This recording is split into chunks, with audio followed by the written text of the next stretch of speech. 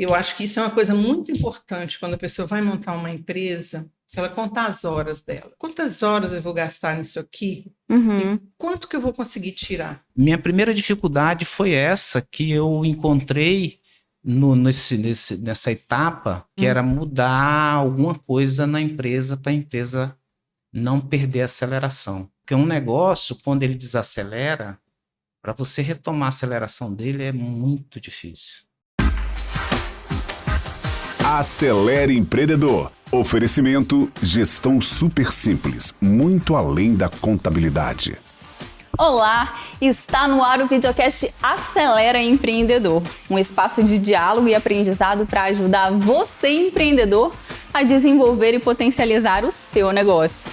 Meu nome é Verônica Aguiar, sou jornalista e repórter multimídia da Rede Tribuna. Ao longo de 8 episódios, vou receber aqui no estúdio Tribuna Lab empresários, empreendedores, especialistas de diversas áreas para falar sobre comunicação, marketing digital, desafios, oportunidades e vários outros temas. Neste episódio, nós vamos falar sobre resiliência, trabalho em equipe, amor e sociedade nas empresas. Para isso, recebo aqui no estúdio o casal de empresários Lorival Couto da Silva e Terezinha Dalpiero da Silva. Sejam muito bem-vindos ao nosso estúdio. Obrigada pelo convite. Obrigado pelo convite. Também está aqui conosco o doutor Eliseu Borlotti.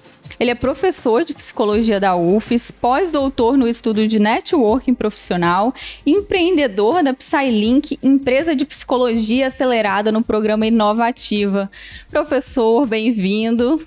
Obrigado pelo convite, Verônica.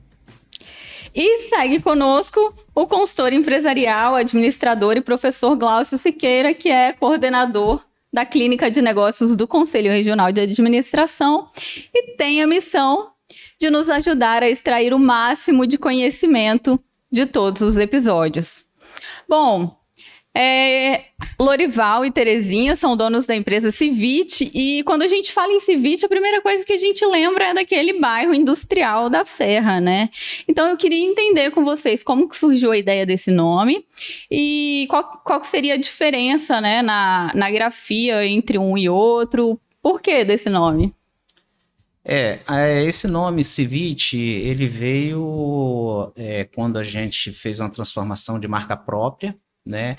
A gente já estava lá nesse endereço, no bairro Civit, onde hoje é o Centro Industrial, e aí a gente, assim, buscamos vários nomes e o nome que mais a gente se entusiasmou foi o Civit.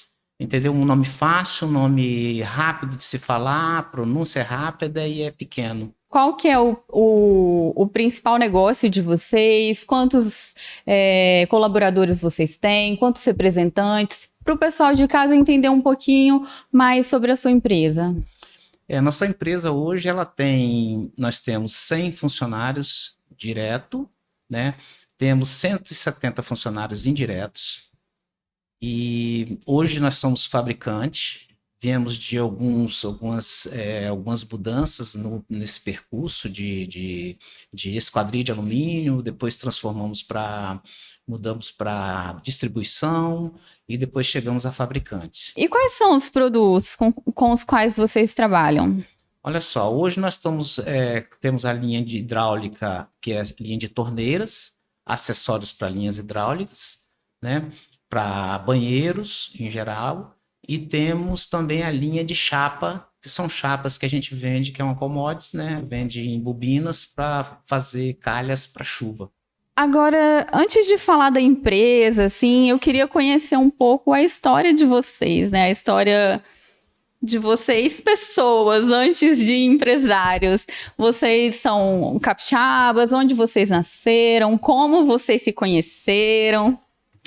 Nós somos capixaba, o Lorival ele nasceu em Vila Velha, eu sou do interior de Colatina, e a gente se conheceu na empresa Sobrapa, uma indústria que ficava ali no contorno. Eu era funcionário, eu era encarregado do setor de faturamento e ele era estagiário. Agora, como é que começou o namoro? Quando vocês souberam que era para casar? E aí a gente começou a namorar e foi realmente uma coisa muito bacana, sabe? Foi uma relação muito forte. E ele saiu da Sobrapa, né, e foi trabalhar em outra empresa, e eu continuei lá, e aí a gente começou a se encontrar e realmente virou namoro sério. Nessa época ninguém tinha empresa ainda? Não tinha nada, ele trabalhava de empregado lá e eu de empregada cá. Foi quanto tempo depois que vocês criaram a primeira empresa? A empresa ela veio em 89, né? Foi uma decisão conjunta ou não? Olha só, foi uma decisão assim, começou de mim, eu sempre tive vontade de empreender e eu contava para ela que eu tinha vontade de montar alguma coisa para mim. Em 92 eu tive um incentivo dessa última empresa que eu trabalhei e eu preferi sair com esse incentivo. Mas em 89 eu já tinha aberto. O que você achou dessa ideia, Terezinha? Dele sair? Ele queria que eu concordasse, né? Uhum. Mas eu não concordava. Você não concordou, mas apoiou? Exatamente. Perfeito. Essa é a palavra correta. E aí, Lorival? Ela, toda a minha vida de empresário, ela me apoiou muito. Ela tinha as preocupações na época de eu sair, mas eu encarei, né? Eu tive o incentivo, e de 89, que na verdade eu saí em 92. Então, de 89 a 92, todo o meu salário eu colocava ali dentro do negócio, entendeu? E quando eu comecei a trabalhar para mim, sem ter o salário, a partir de 92, eu com pouco tempo eu comecei a ter muita dificuldade. Por quê? Porque eu tinha um salário, a partir de 92 eu tive que tirar o meu ganho dali para me sustentar, né? Então, a partir do momento que eu comecei a sentir, passou 1 ano, 2 anos, eu comecei a sentir, a empresa começou a sentir muito isso. Por quê? Ela pegou uma carga que ela não sustentava, né? O fato de eu começar um negócio e colocar um dinheiro que ela não era lucro dela próprio, entendeu? Um salário que não era lucro próprio dela, eu não percebi, não enxerguei que ela ia lá na frente entrar nessa dificuldade. Mas a Terezinha já tinha visto, avisado, e você não acreditou, né? Realmente ele achava que ele ia conseguir. Mas era uma coisa muito visível, porque eu acho que isso é uma coisa muito importante quando a pessoa vai montar uma empresa, ela contar as horas dela. Quantas horas eu vou gastar nisso aqui? E quanto que eu vou conseguir tirar? Porque muitas vezes a pessoa começa a empreender, tipo, vai fazer doce, aí não conta o gás, porque está usando o gás da casa. Não conta a mão de obra, porque estou em casa. E aí isso não dá lucro. Sim, com certeza. Sempre quando a gente for montar um negócio, a gente tem que fazer conta da nossa hora, do nosso tempo e da renda que tem que sair dali. Então, minha primeira dificuldade foi essa que eu encontrei nessa etapa de 92 em diante, que eu me deparei com meu primeiro desafio, que era mudar alguma coisa na empresa para a empresa não perder a aceleração. Porque um negócio, quando ele desacelera, para você retomar a aceleração dele é muito difícil, né? Então foi o momento onde eu comecei a tomar algumas decisões de redirecionar a empresa. Agora, nesse momento, vocês passaram uma série de dificuldades, né? Eu queria que vocês contassem um pouquinho pra gente quais foram essas dificuldades e como vocês, como casal, lidaram com elas. Todas que você pode imaginar. Dificuldade, que a gente já tinha 2 filhos nesse período. Eles tinham que idade? Tinha idade escolar, estavam todos os 2 estudando. A gente morava no bairro Jabu, num bom apartamento. Tudo isso foi construído na época dos empregos. E aí começou a faltar dinheiro, porque o dinheiro que eu ganhava era pouco para sustentar o ritmo de vida. Até que dava, enquanto a empresa estava pagando em dia, eu ainda conseguia segurar bem a despesa da casa para ele colocar na empresa dele todos os esforços dele. Aí foi onde que a gente começou a ter muita dificuldade financeira. E como ele teve essa ideia de levar o produto para a pessoa olhar, isso chamou muita atenção dos compradores. Então ele ganhou muito cliente, porque parafuso ele é um troço muito difícil. Para quem conhece, tudo bem, mas para quem não conhece, tem o cabeça chata, cabeça Phillips, fenda, sextavado, e com rosca inteira, com meia rosca. E todos eles, é muita coisa. Quando o cliente via aquelas coisinhas, ela falou, opa, esse que eu preciso, é esse. Então, o método que ele inventou para vender foi assim, como você inovar uma coisa. Para clarear, assim, para ficar mais fácil para a gente visualizar, como que seria esse método? Ele dispunha desses parafusos como? Sim, ele pegou um plástico, uma placa de papelão, e enfiava o parafusinho e botava as bitolinhas tudo embaixo. Então, quando a pessoa mostrava, ele já sabia qual era aquele parafuso. Uma plaquinha pesada, tanto que ele tem problema de coluna até hoje, de tanto carregar a mala de um lado só. Muito pesada, para fazer mostruário. Tudo que ele inventou pela cabeça dele mesmo. Então era assim, eu ia descobrindo o mercado e buscando algo diferente. Eu não queria ser igual. Eu queria levar algo diferente, entendeu? Então eu sempre falava o seguinte, eu quero ser o melhor. E eu visualizava quem eram os meus maiores concorrentes. Então, nesse modelo que eu fui construindo, eu fui assim me distanciando dos concorrentes em relação à forma como eu levava o produto para o cliente, a forma como eu entrava no meu cliente. Então eu fui diferenciando, porque eu via que meus concorrentes, eles entravam de uma forma no cliente e eu procurava fazer o melhor. Entendeu? Porque eu queria que o meu cliente, eu não queria só vender para o meu cliente, eu queria que ele vendesse o meu produto. A partir do momento que ele vende o meu produto está sendo, eu estou vendendo. Então eu pensava lá na frente. É legal, tem que puxar isso. Hoje, tecnicamente, nós chamamos isso de sell-in, sell-out. Sell-in é quando eu vendo para o cliente que é um varejista. Mas eu ajudo o varejista a vender o produto dele, isso é a ação de sell-out. Quem mexe com marketing fala isso, e o Lorival, sem conhecer esses termos, já estava aplicando uma técnica chamada sell-in e sell-out. E uma coisa assim muito importante que tem no negócio é disciplina, entendeu? Disciplina e processo. Eu costumo dizer que de vez em quando eu converso assim, eu conversando com o Glaucio, ele fala, você fazia isso, igual ele falou aqui agora. Então, eu aplicava processo, aplicava disciplina. Eu, na segunda-feira, dependendo da distância para onde eu ia atender meu cliente, eu saía 2 horas da manhã de casa. Vocês falaram que uma das prioridades foi manter os filhos na mesma escola, não queriam fazer essa troca. E aí eu queria que vocês contassem um pouquinho pra gente o seguinte, como vocês, enquanto casal, discutiam essas questões, como vocês chegavam a um senso comum do que vai ser prioridade, do que não vai ser, do que vocês desfizeram? Por exemplo, vocês venderam um apartamento, quais foram as prioridades nesse momento de dificuldade? Então, não tirar as crianças da escola foi uma prioridade.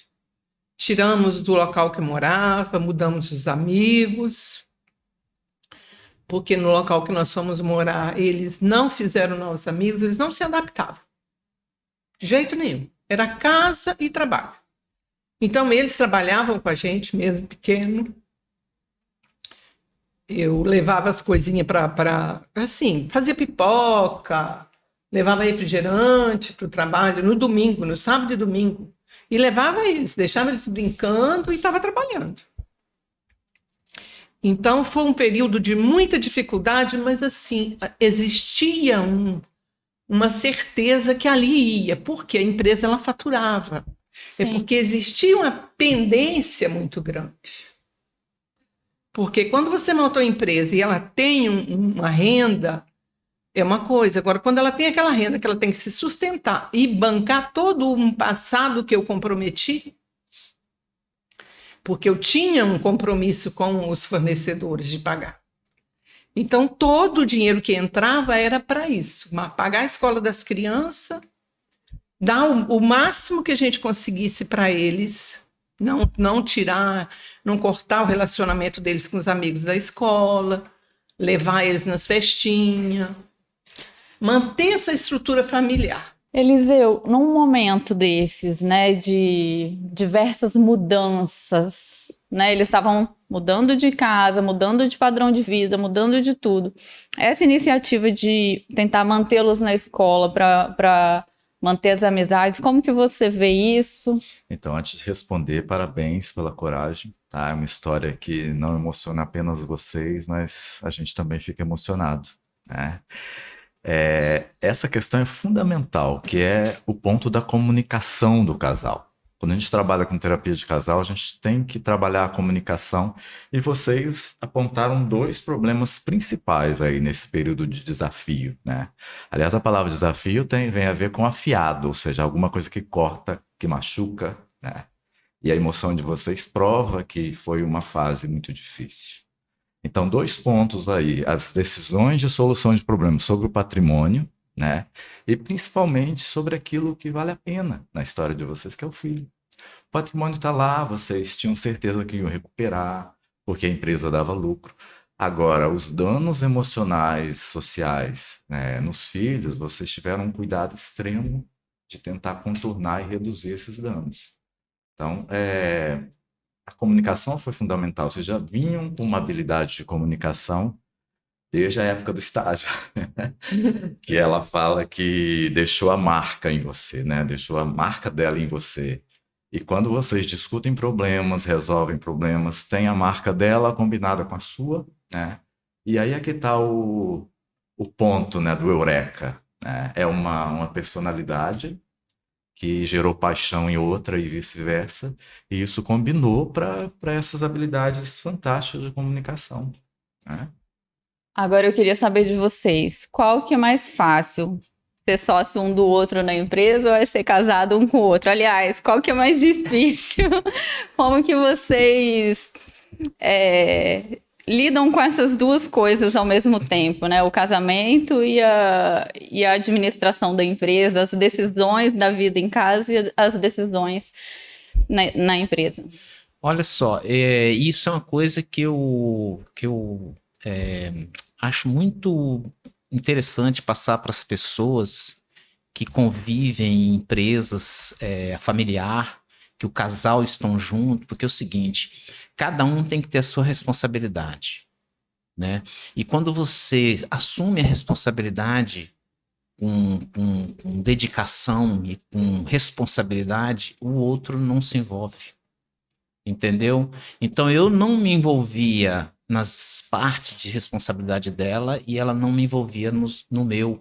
Então a coisa fluía. Eliseu, a gente tem aqui um casal sócio, né, digamos assim. E eu queria que você falasse um pouquinho pra gente sobre essa questão da sociedade e do casamento. Quais são as habilidades emocionais que um casal precisa ter para prosperar juntos? Ao ouvir a história dos dois, eu fui notando algumas palavras-chave aqui. A minha marca: seriedade, querer estar junto, preservar a vida pessoal. Mas então tem 4 características importantes aí que a gente observa. Primeiro é essa questão da separação da vida pessoal e da vida da empresa. Uma coisa é o casal, outra coisa é as questões da empresa. Terezinha botou um exemplo, inclusive, de contas, né, de dinheiro, o dinheiro de cada um, né, é o dinheiro de cada um, o dinheiro das despesas da casa é das despesas da casa, o dinheiro da empresa é da empresa. Outra coisa que fica claro é a divisão clara das tarefas entre um e outro, para não haver atropelo, não haver intromissão. E fica claro também o que a gente chama de flexibilidade psicológica diante das questões dos erros, né? Porque às vezes, quando o casal tem uma história de muito conflito, isso aparece, por exemplo, na intolerância à crítica. É como se a crítica abrisse aquele baú de desavenças anteriores, e a gente não observa isso em vocês. Quando chega na empresa, parece que foi assim: as habilidades de antes, elas foram encaixando, né, de um modo bacana, né? E a última coisa não apareceu aqui em nenhum relato, mas é a preservação da intimidade do casal lá na empresa, né? Vocês são um casal fora da empresa, e na empresa todo mundo sabe que vocês são casados. E aí uma coisa que prejudica a empresa gerida por um casal é a não preservação da própria empresa das questões íntimas do casal, né?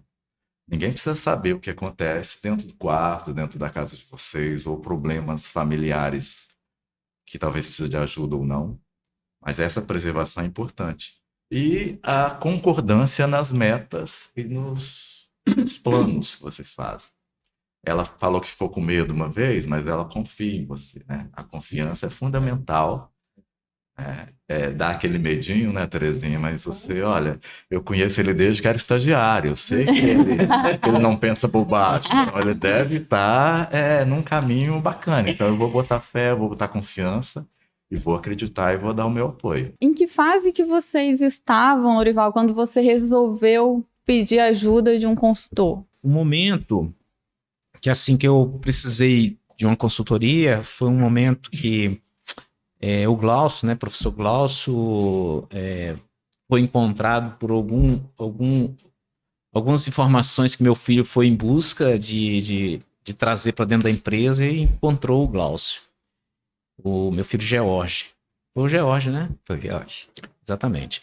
Então, ele era sempre correr atrás em busca dessas coisas e ele trouxe o Glaucio para fazer uma palestra.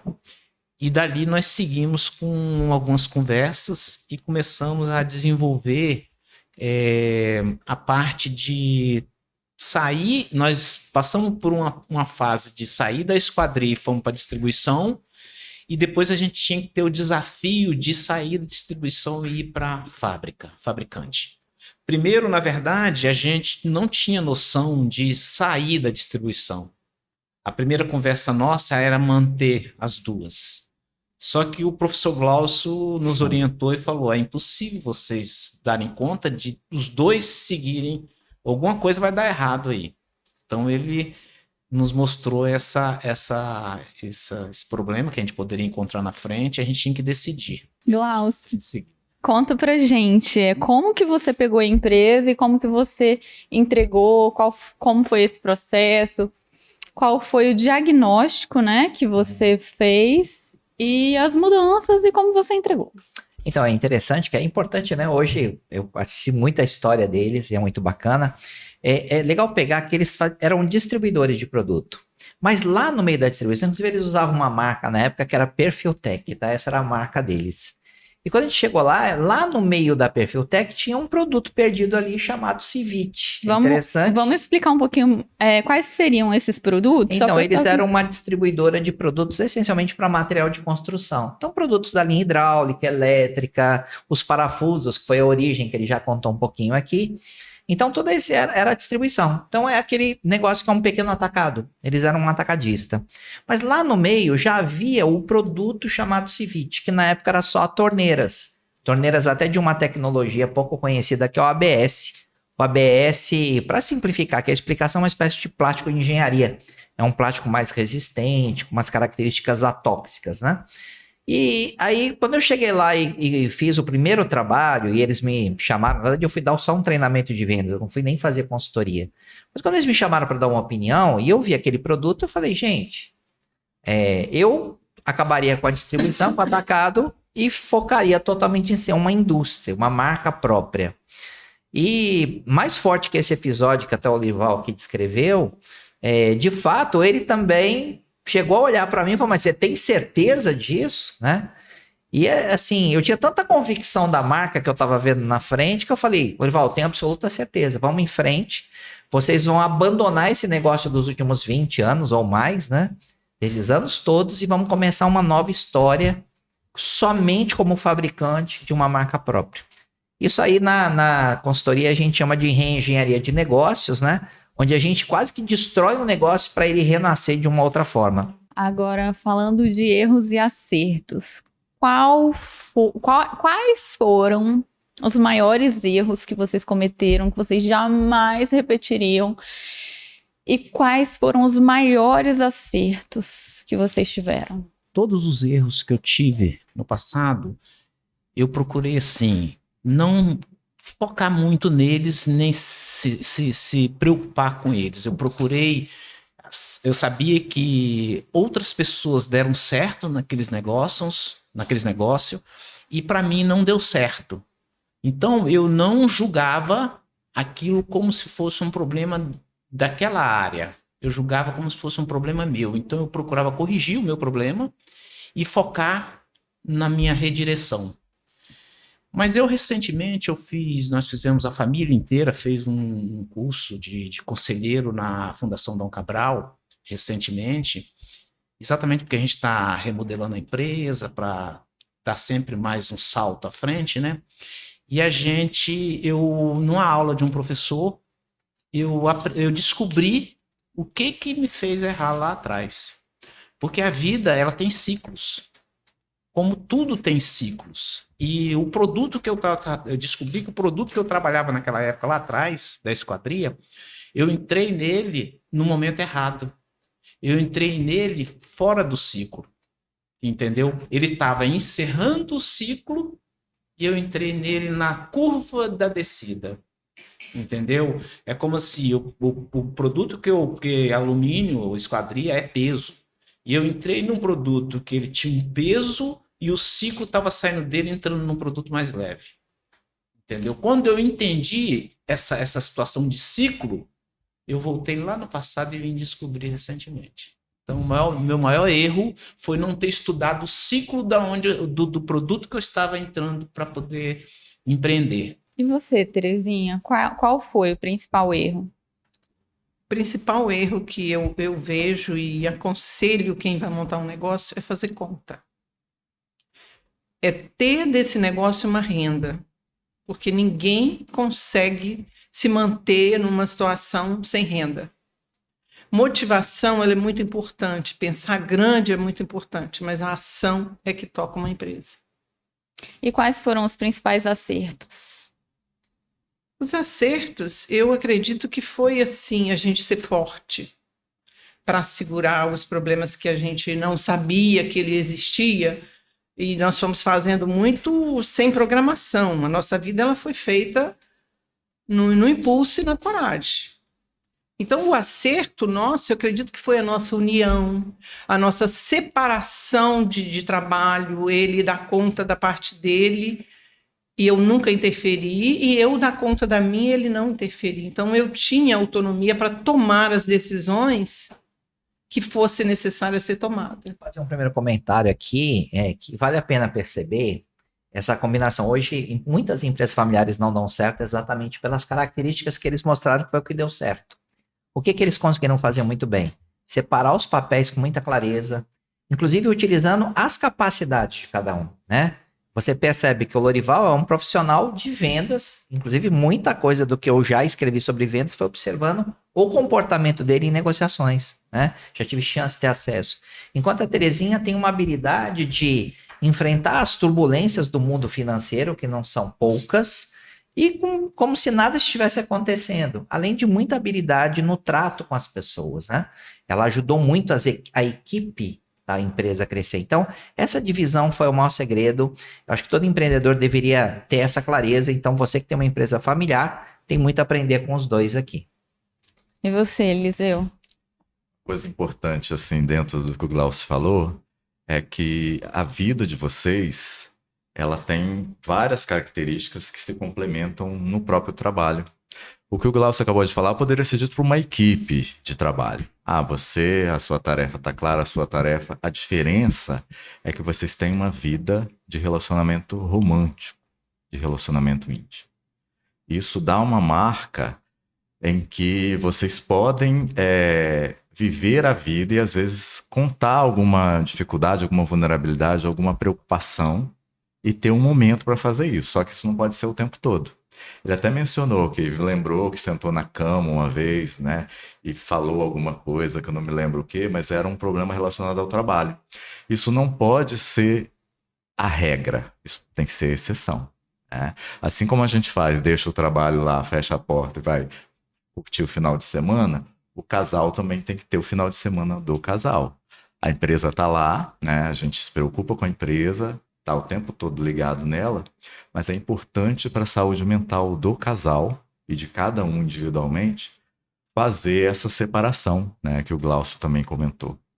E assim eu acho que vocês vão para frente muito, muitos anos aí. Vocês conseguem fazer essa separação assim? Tem dias proibidos de falar em trabalho em casa? Como que é?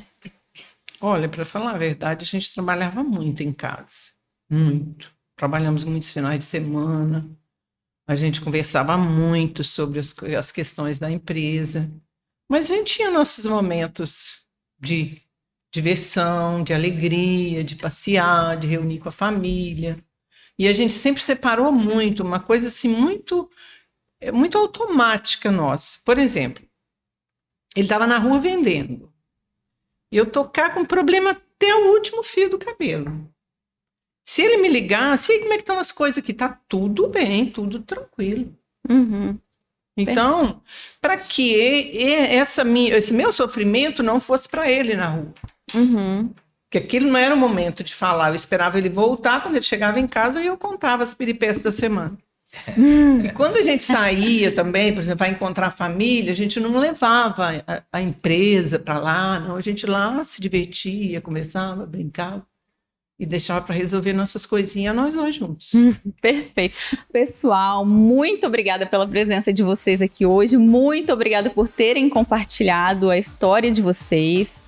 O Acelera Empreendedor de hoje fica por aqui. Este episódio você confere no nosso site, Tribuna Online, no nosso canal no YouTube e nos tocadores de podcast. O programa vai ao ar todas as quintas-feiras. Muito obrigada, até mais. Acelere Empreendedor. Oferecimento: gestão super simples, muito além da contabilidade.